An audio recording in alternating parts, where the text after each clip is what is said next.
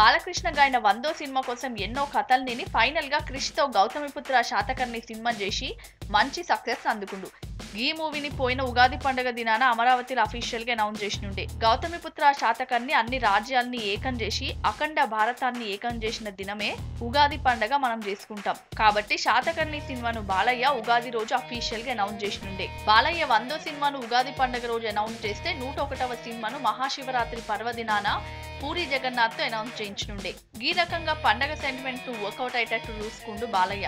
ఈ మూవీని మార్చి 9 పూజా కార్యక్రమాలతో షురూ చేసి అదే దినం సెట్స్ మీదకి తీసుకుపోతారంట. అంతేకాదు ఎట్లా చేసైనా సరే ఈ మూవీని సెప్టెంబర్ 29న రిలీజ్ చేస్తున్నా అని కూడా ట్విట్టర్ లో ప్రకటించిండు డైరెక్టర్ పూరి. ఈ సినిమాలో నటించే హీరోయిన్లు ఇతర సాంకేతిక నిపుణుల్ని తొందరలోనే చేస్తారంట. భవ్య క్రియేషన్స్ బ్యానర్ ల నిర్మాత ఆనంద్ ప్రసాద్ ఈ క్రేజీ ప్రాజెక్ట్ ను నిర్మిస్తుండు.